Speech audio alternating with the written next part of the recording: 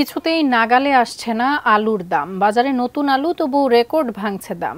সারা দেশে যখন এমন পরিস্থিতি, তখন জয়পুরহাটে ভর্তুকি মূল্যে আলু বিক্রি করছেন ছাত্ররা।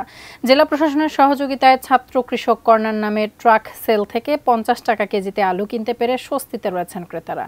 জয়পুরহাট প্রতিনিধি রফিকুল ইসলাম রফিকের তথ্যছবিতে ডেস্ক রিপোর্ট। আলু উৎপাদনে দেশের দ্বিতীয় বৃহত্তম জেলা জয়পুরহাট। প্রতি মৌসুমে এ জেলায় প্রায় 10 থেকে 12 লাখ মেট্রিক টন পর্যন্ত আলু উৎপাদন হয়। সেই জেলাতেই আলুর সংকট দেখিয়ে হাটবাজারে আলু বিক্রি হচ্ছে 70 থেকে 75 টাকা কেজি দরে। ক্রেতারা যখন দিশেহারা, বাজার নিয়ন্ত্রণে জয়পুরহাট শহরের 0 পয়েন্ট সহ 5টি উপজেলার বিভিন্ন পয়েন্টে শুরু হয়েছে 50 টাকা কেজি দরে আলু বিক্রি। জেলা প্রশাসনের সহযোগিতায় হিমাগার থেকে আলু সংগ্রহ করে ভর্তুকি মূল্যে ট্রাক সেল করছে বৈষম্য বিরোধী ছাত্র আন্দোলন। এখান থেকে একজন ক্রেতা সর্বোচ্চ 5 কেজি আলু কিনতে পারছেন।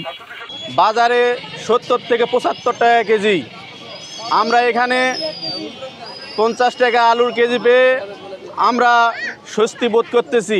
50 টাকা কেজি হিসাবে আলু পাচ্ছি, আমরা খুবই খুশি। বাজারের থেকে একটু কম পাচ্ছি, এটা যেন চলতেই থাকে ভালোভাবে, যেন আমরা যেন কিনতে পারি।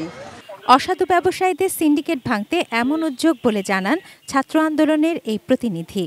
বিভিন্ন স্থানে আলুর একটি সিন্ডিকেট লক্ষ্য করা যাচ্ছে। এই সিন্ডিকেটটি ভাঙার জন্য আমরা বিভিন্ন হিমাগার থেকে জব্দকৃত আলুগুলো স্বল্প মূল্যে কিনে জনগণের সেবার জন্য জনস্বার্থে আমরা 50 টাকা কেজি দরে জয়পুরহাট জেলার বিভিন্ন মূল কেন্দ্রগুলোতে বিক্রি করছি।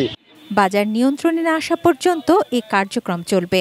মূল্য নিয়ে বিভিন্ন ক্ষোভ রয়েছে এবং মানুষ আলু পাচ্ছে না, এটাকে মানুষের নাগালের মধ্যে আনার জন্যই জেলা প্রশাসনের উদ্যোগে এই কার্যক্রম আমরা গ্রহণ করছি। প্রতিদিন 5টি উপজেলার গুরুত্বপূর্ণ পয়েন্টে 35 থেকে 40 বস্তা করে আলু বিক্রি হচ্ছে ছাত্র কৃষক কর্নারে।